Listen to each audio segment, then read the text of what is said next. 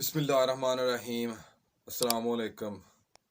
आज सारा दिन इमरान खान साहब को मीडिया की कवरेज मिली और सुबह से शाम तक इमरान खान ही आज पाकिस्तान के तमाम मीडिया पर छाए रहे और बिलाखिर शाम 7:30 बजे वो अदालत में पेश हुए और उसके बाद उन्हें बेल मिल गई। गलबन 3 मार्च तक उनकी ज़मानत जो है वो मंजूर कर ली गई है।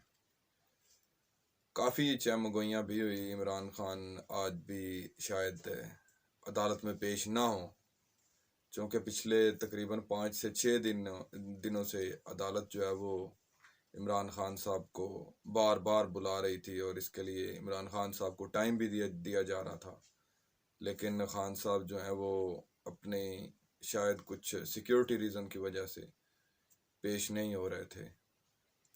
लेकिन जब आज शाम वो अदालत में पेश हुए तो उस वक़्त एक बड़ा मजमा जमा हो गया लाहौर हाई कोर्ट के बाहर, क्योंकि खान साहब, कुछ लोगों का तो ये कहना है कि इन्होंने खुद ये बंदे इकट्ठे किए। ठीक है, खुद भी कोशिश की होगी उन्होंने बंदे साथ लेकर जाने की, क्योंकि हमारे मुल्क में सियासतदान ऐसा करते हैं। आज बड़ा वावेला किया गया पाकिस्तान मुस्लिम लीग नवाज की जानिब से, हालांकि शायद ये लोग भूल गए हैं कि जब मरीम नवाज साहिबा नैब में पेश हुई थी तो वहाँ इसी तरह ये लोग इकट्ठे करके वहाँ पहुँचे थे और इसी वजह से वहाँ पे पथराव भी हुआ था और काफ़ी जो बदमज़गी पैदा हो गई थी। तो ऐसा नहीं है कि ये पहली दफ़ा हुआ है, सियासतदान इससे पहले भी ऐसे करते रहे हैं। इसी तरह सुप्रीम कोर्ट पर हमला कर दिया था पाकिस्तान मुस्लिम लीग नवाज के लोगों ने, और आज काफ़ी बातें हो रही थी इमरान खान साहब के मुतल्लिक़ कि ये जो हैं कोर्ट्स के जो आर्डर हैं उन्हें नहीं मान रहे। जो कोर्ट के आर्डर जो हैं उन पर अमल करने का ताना वो लोग दे रहे हैं जो खुद बिल्कुल भी कोर्ट्स के आर्डर को जो है वो अपनी जूती की नोक पे रखते हैं। ख़ास तौर पर अगर पाकिस्तान मुस्लिम लीग नवाज की तरफ देखें तो आज मरियम औरंगज़ेब साहिबा ने एक काफ़ी धुआंधार प्रेस कॉन्फ्रेंस की, जिसमें उन्होंने काफ़ी तनकीद का निशाना बनाया इमरान खान साहब को और कहा कि ये बंदा जो है ये मुल्क के लिए फितना है, फसाद है, ये मुल्क की मुश्किलात में इजाफ़ा कर रहा है। लेकिन अगर अपने गिरबान में ये लोग झांकें तो पाकिस्तान मुस्लिम लीग नवाज के लोगों ने जो कोर्ट्स के साथ किया शायद ही कभी किसी ने किया हो।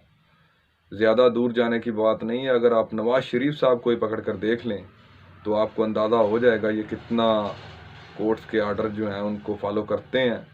4 हफ्ते का टाइम लेकर गए थे मियाँ नवाज शरीफ साहब इस मुल्क से बाहर, इन्हीं अदालतों से झूठ बोल कर के मैं 4 हफ्ते बाद पाकिस्तान वापस आ जाऊंगा। आज गलबन 3 साल से ज़्यादा का अरसा हो चुका है, लेकिन वो पाकिस्तान वापस आने को तैयार नहीं है और ये लोग अदालतों की जो आर्डर्स हैं उनको फॉलो करने का क्रेडिट लेने की कोशिश करते हैं, लेकिन ऐसा हरगिज़ भी नहीं है। ये बिल्कुल अदालतों के आर्डर्स को नहीं मानते। जब इनके अपने हक में फ़ैसला आता है तो बिल्कुल ये अदालतों की तारीफ़ करते हैं, लेकिन जब फ़ैसला इनके ख़िलाफ़ आता है तो ये अदालतों को कहते हैं कि ये लोग न्यूट्रल नहीं हैं। और पिछले 2-3 दिन से काफ़ी इसमें तेज़ी भी आई है। ये जजेस के ख़िलाफ़ एक प्रोपेगेंडा कर रहे हैं ताकि अपने मर्ज़ी के फ़ैसले हासिल किए जा सकें अदलिया से, और अदलिया को तनकीद का निशाना भी बना रहे हैं। आज भी ये मरियम औरंगज़ेब साहबा जो हैं ये जब इन्होंने प्रेस कॉन्फ्रेंस की तो इनका यही कहना था कि इमरान खान साहब जो हैं वो लाडले हैं, लेकिन ये लोग किसके लाडले हैं ये बताते नहीं हैं, लेकिन इनका इशारा जो है वो अदलिया की जानिब ही था। ऐसा जो तासुर दे रहे हैं ये लोग कि इमरान खान साहब के लिए अदलिया कोई ख़ास पैमाना रखती है उनको फेवर करने के लिए, ऐसा बिल्कुल भी नहीं है। हमारे मुल्क की अदलिया जो है वो आज़ाद है और इनके जो इन्होंने अपने जो करतूत किए होते हैं उस पर फ़ैसला अगर इनके ख़िलाफ़ आ जाए तो ये रोना धोना शुरू कर देते हैं। इसी तरह जब मरीम नवाज़ साहिबा के ख़िलाफ़ फ़ैसला आया या मियाँ नवाज़ शरीफ साहब के ख़िलाफ़ फ़ैसला आया तो इन्होंने पिछले तकरीबन 4 से साढ़े 4 साल, ये 4 साल यही बात की कि हमारे साथ जुल्म हुआ है, हमारे इमरान खान साहब को ज़बरदस्ती लाया गया है, हमारे वोट को इज़्ज़त नहीं दी गई और ये फ़लाँ फ़लाँ हो गया हमारे साथ। तो अदलिया को तनकीद का निशाना बनाया। आज तक ये लोग साकब निसार को नहीं बख्शते और पिछले कुछ दिनों से ये जो हैं अदलिया के ख़िलाफ़ एक फिर से मुनज़्ज़म मुहिम चलाने जा रहे हैं। और उम्मीद है कि कोई इन्हें पूछेगा, अदलिया इनका नोटिस लेगी और इन्हें ऐसे कामों से बाज रखा जाएगा।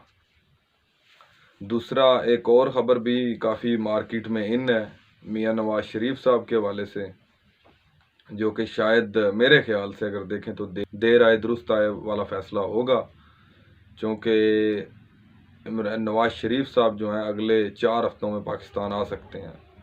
और इससे पहले भी काफ़ी दफ़ा ऐलानात हुए कि नवाज शरीफ साहब जो हैं वो नवंबर में वापस आ जाएंगे, दिसंबर में आ जाएंगे, फरवरी में आ जाएंगे। लेकिन चूँकि वो फ़ैसला कोई और करता था या पार्टी के कुछ लोग उन्हें मशवरा देते थे कि आप पाकिस्तान आ जाएं, लेकिन इस दफ़ा नवाज शरीफ ने ख़ुद फ़ैसला किया है कि वो पाकिस्तान जाएंगे। और मुझे लगता है कि अगले 4 हफ्तों में वो पाकिस्तान पहुंच सकते हैं, क्योंकि उन्होंने ख़ुद अपनी पार्टी का अभी बखूबी जायज़ा लिया है, जो कि बिल्कुल भी उनके फेवर में नहीं जा रहा। मैंने पिछले एक वीडियो में भी बात की थी कि राना सनाउल्लाह और मरीम नवाज़ साहिबा जो इस वक्त पाकिस्तान मुस्लिम लीग नवाज़ को लीड कर रही हैं, ये पाकिस्तान मुस्लिम लीग नवाज़ के लिए बिल्कुल भी अच्छा नहीं है। और तफसीलन मैंने अपने उस वीडियो में बताया था कि जब से मरीम नवाज़ साहिबा जो हैं वो सियासत में इंटर हुई हैं, उस वक्त से लेकर अभी तक बिल्कुल भी कोई सियासी फ़ायदा मुस्लिम लीग नवाज़ को हासिल नहीं हुआ, उल्टा सियासी नुकसान ही हुए हैं और मज़ीद ये बढ़ रहे हैं, क्योंकि राना सनाउल्लाह जो है वो मरीम नवाज़ साहिबा को काफ़ी सपोर्ट करते हैं। और वो ये भी मैंने आपको बताया था कि वो शाह से ज़्यादा शाह के वफ़ादार बनने की कोशिश करते हैं। इसी वजह से कुछ जो सीनियर सियासतदान हैं, जिनमें ख्वाजा आसिफ, ख्वाजा साद रफ़ीक और शाहिद हक़ान अब्बासी जैसे लोग हैं, वो पार्टी से इस वक्त दूरी बना कर रखे हुए हैं। और यही वजह है कि मियां नवाज शरीफ साहब ने इसमें बेहतरी जानी कि अभी ख़ुद जाके पार्टी को लीड किया जाए, बजाय इसके कि मरीम नवाज़ साहिबा जो हैं वो पार्टी को लीड करें। और मुझे लगता है कि ये उनका एक अच्छा फ़ैसला है। आएँ पाकिस्तान में, वो पाकिस्तान की आवाम के सामने अपना जो नुक्ता नज़र है वो रखें, ताकि अवाम नवाज शरीफ और इमरान ख़ान साहब को, दोनों लीडरान को देखकर फ़ैसला करे कि अवाम ने किसे वोट देना है। ऐसा नहीं होना चाहिए कि नवाज शरीफ साहब यहाँ से भागकर लंदन जाके बैठ जाएं, जब इक़्तिदार मिले तो ही वो पाकिस्तान आएँ। ऐसा नहीं होना चाहिए। उन्हें अवाम के दुख दर्द में शरीक होना चाहिए और हमें इस बात का इंतज़ार रहेगा कि नवाज शरीफ साहब कब पाकिस्तान आएँ और यहाँ पे सियासत करें और आइंदा इस मुल्क से भागने का भी जो है ना वो तौबा कर लें। इससे पहले भी वो कर चुके हैं, लेकिन जब मुश्किल वक़्त आता है तो वो राय फ़रार इख्तियार करते हैं। इसके अलावा एक और भी आज हमारे पास टॉपिक है बात करने के लिए। मरीम नवाज़ साहिबा ने जो इंटरव्यू दिया था सलीम साफ़ी साहब को, वो इंटरव्यू तो खैर कम ही लग रहा था। मरीम नवाज़ साहिबा की एक जलसे में होने वाली तकरीर ही थी। और साफ़ी साहब भी जो हैं वो मेरे ख़्याल में, वो अगर ऐसी तकरीर ही उन्होंने सुननी थी तो घर बैठ के सुन लेते। उन्होंने कुछ काउंटर सवालात भी नहीं किए, ना ही कुछ उन्हें मुश्किल में डालने की कोशिश की। अलबत्ता जब साफ़ी साहब ने कुछ थोड़ा बहुत बोलने की कोशिश की तो मरीम नवाज़ साहिबा ने उन्हें बिल्कुल भी बोलने नहीं दिया और कहा कि एक सेकंड। बस वो 1 सेकंड करते करते प्रोग्राम के 2 घंटे जो हैं वो इसी तरह उन्होंने गुजार दिए और कुछ बेहतर सवालात जो हो सकते थे वो नहीं किए सलीम साफ़ी साहब ने। अलबत्ता मरीम नवाज़ साहिबा ने अपने साथ पिछले 4 से 5 सालों में जो जुल्म हुए हैं वो बिल्कुल अच्छे तरीके से बयान किए हैं और मेरे ख़्याल में ये बयान करने के लिए ये इंटरव्यू जो है ये मैनेज किया गया था। अगर यही इंटरव्यू शाहज़ेब खानज़ादा करते तो शायद फिर बेहतर रिज़ल्ट मिलता और फिर अवाम को दिलचस्प सवालात भी देखने को मिलते, लेकिन ऐसा नहीं हुआ, क्योंकि ये मर्ज़ी होती है जिसने इंटरव्यू देना है वो किसे देना चाहते हैं, तो इस पर तो हम कुछ नहीं कह सकते। और चीदा बातें भी उन्होंने की, इसमें कुछ ख़ास बात उन्होंने ये की कि जो मौजूदा एस्टेब्लिशमेंट है वो न्यूट्रल हो चुकी है।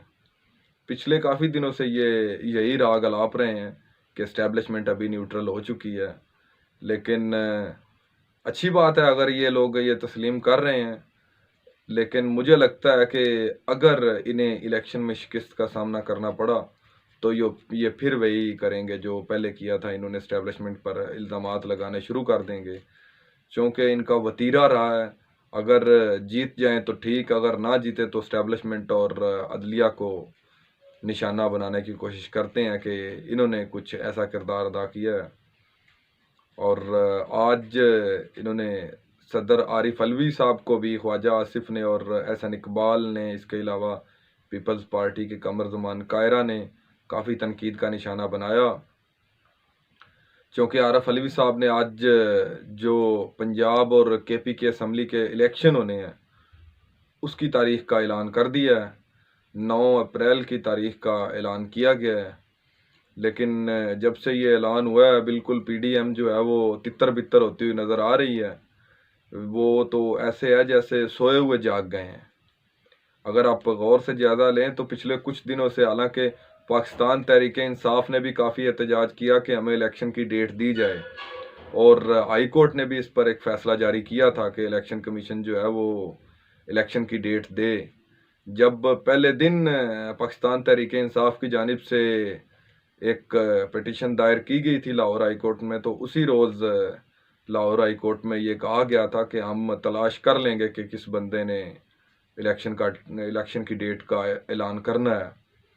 और बाद में फिर इलेक्शन कमीशन को ये ऑर्डर्स भी जारी किए गए थे कि आप इलेक्शन की जो तारीख है उसका ऐलान करें, लेकिन इलेक्शन कमीशन जो है वो शायद वफाकी हुकूमत के दबाव की वजह से पिछले काफ़ी दिनों से इस पर अमल दरामद नहीं कर रहा था, और गवर्नर साहब ने भी इसके ख़िलाफ़ लाहौर हाई कोर्ट जाने का ऐलान किया था। तो इसी हवाले से वफाकी हुकूमत जो है वो उसने बिल्कुल चुप साध रखी थी, और वो लोग इस पर कोई भी जवाब देने थे बिल्कुल गुरेज़ां थे। आज जब आरिफ अलवी साहब ने इस बात का ऐलान किया कि इलेक्शन जो हैं वो 9 अप्रैल को होंगे इन दोनों सूबों में, तो उस वक़्त से अब तक बिल्कुल अभी उन्हें पता चल गया है वफाकी हुकूमत को कि किसने ऐलान करना है। इससे पहले तो ये भूले हुए थे बिल्कुल। ये एक ना तमाशा सा बना रखा था इन्होंने, बिल्कुल चुप साध रखी थी, कोई इस पर बात भी नहीं करता था। हालांकि पाकिस्तान तहरीक इंसाफ जो है वो पिछले काफ़ी दिनों से काफ़ी शोर कर रही थी कि इलेक्शन की तारीख का ऐलान किया जाए, लेकिन ये लोग हीले बहानों से ही काम ले रहे थे। कोई सही बात नहीं पकड़ाते थे कि किसने इलेक्शन की तारीख का ऐलान करना है या किसने नहीं करना। आज जब आरिफ अलवी साहब की जानिब से इलेक्शन की तारीख का ऐलान किया गया है तो इन लोगों को बिल्कुल पता चल गया है। अभी ये कानून भी निकाल के ले आएंगे, आइन भी निकाल के ले आएंगे, और ये सब लोग ऐसी बातें कर रहे हैं कि ये तो इसका इख्तियार ही नहीं है, ये तो इलेक्शन कमीशन ने इसकी तारीख का ऐलान करना था, ये कैसे हो गया, ये तो गैर आइनी हो गया। हालांकि कुछ दिन पहले तक इन्हें बिल्कुल भी नहीं पता था कि इलेक्शन कमीशन ने ऐलान करना है या गवर्नर ने करना है। कायरा साहब ने तो आज आज दिन को एक जियो न्यूज़ पर बात करते हुए ये तक कह दिया था कि इसका जी ये तो तारीख देनी है जो निगरान हुकूमत है उसने। जब दोबारा रिपीट क्वेश्चन से सवाल किया गया तो फिर उन्होंने कहा जी नहीं नहीं नहीं नहीं नहीं नहीं, नहीं मैं ये कहना चाह रहा था कि इलेक्शन कमीशन जो है वो जो मौजूदा निगरान हुकूमत है उनके साथ मशवरा करने के बाद इलेक्शन की तारीख का ऐलान करेगा। पता इनको था सारा कि इलेक्शन कमीशन ने ही करना है, और इसी वजह से अदालतों ने भी इलेक्शन कमीशन को ही कहा था कि आप तारीख का ऐलान करें, और उन्होंने अपनी जिम्मेदारी पूरी नहीं की। तो आज सदर पाकिस्तान आरिफ अलवी जो हैं उन्होंने इलेक्शन की तारीख का ऐलान कर दिया है, जिस पर ये लोग वावेला कर रहे हैं। और ख्वाजा आसिफ साहब ने भी काफ़ी तनकीद का निशाना बनाया कि उन्होंने तो कुछ अच्छे अल्फाज भी इस्तेमाल नहीं किए। उन्होंने तो ये तक कह दिया था कि आरिफ अलवी साहब जो हैं वो अपनी औकात से बाहर जा रहे हैं और ऐसे कामों से गुरेज करें। हालांकि कुछ जो कानूनी माहिर हैं उनका ये कहना है कि सदर आरिफ अलवी जो हैं सदर पाकिस्तान वो इख्तियार रखते हैं, ये जो इलेक्शन का ऐलान उन्होंने किया है बिल्कुल उनके पास इख्तियार है। और अगर जनरल इलेक्शन होने हैं पाकिस्तान में तो उसका भी ऐलान सदर पाकिस्तान ही करते हैं। शायद ख्वाजा आसिफ साहब को ये इस बात का इल्म नहीं था कि सदर पाकिस्तान ने जब इलेक्शन की तारीख का ऐलान करना है उसी वक्त जनरल इलेक्शन होंगे, और ये भी जनरल इलेक्शन ही कंसीडर किए जाएंगे। ये कोई ज़मीनी इलेक्शन तो हो नहीं रहे, कोई 2 4 या 6 बंदे तो इलेक्शन लड़ नहीं रहे, ये जनरल इलेक्शन ही हो रहे हैं अगर पंजाब या केपीके की हद तक देखा जाए तो इसका ऐलान बिल्कुल सदर पाकिस्तान कर सकते हैं, इसमें कोई कबात नहीं है। और मेरे ख्याल में अदालतों से भी ये फैसला जो है ये सदर पाकिस्तान के हक में ही आएगा अगर ये लोग ऐसा करने की कोशिश करेंगे अदालत जाने की। तो इसके बाद एक और भी आज वावेला खड़ा हुआ जब बिलावल साहब जो हैं उन्होंने आलमी मीडिया से जब बात की तो उन्होंने इमरान खान साहब को तनकीद का निशाना बनाया और इसके साथ साथ दहशतगर्दी के हवाले से बात की कि इमरान खान साहब जो हैं वो काफ़ी नरम गोशा रखते थे दहशतगर्दों के लिए और दहशतगर्दों को सपोर्ट किया उन्होंने, ये भी इल्ज़ाम लगाया इमरान खान पर। और ये भी कहा कि हमने इमरान खान साहब की जो पॉलिसी थी दहशतगर्दी के ख़िलाफ़ उस पर फुल स्टॉप लगा दिया है। और इमरान खान साहब के जो मुज़ाकरात का अमल था उसको भी तनकीद का निशाना बनाया।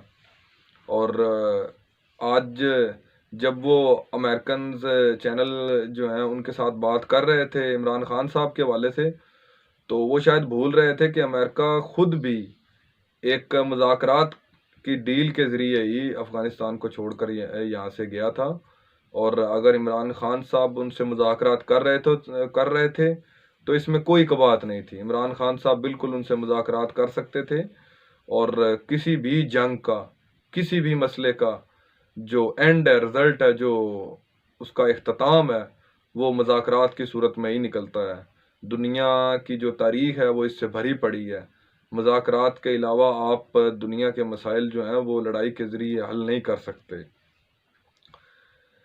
इसके अलावा एक और भी आज टॉपिक है हमारे पास जो कि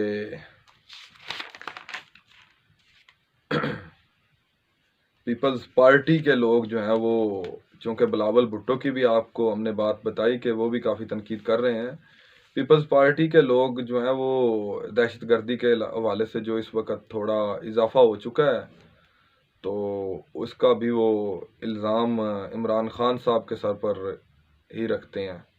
और आज शर्जील इनाम मेमन साहब जो हैं उन्होंने भी कुछ इसी तरह के इल्ज़ाम लगाए हैं कि कराची में जो दहशतगर्दी में इजाफा हुआ है उसकी वजह भी इमरान खान साहब ही हैं, क्योंकि इदारों ने काफ़ी इंटेलिजेंस बेस ऑपरेशन करके इन दहशतगर्दों का खात्मा किया था तो अभी वो दोबारा से मुनज़्ज़म हो चुके हैं। लेकिन यहाँ पे एक बड़ी इंटरेस्टिंग बात है कि ये वही पीपल पार्टी है जब मियाँ नवाज शरीफ साहब की हुकूमत थी तो उस वक़्त शायद आप लोग जानते होंगे 3 महीने के लिए रेंजर्स जो है ना वो लगाई गई थी सिंध में।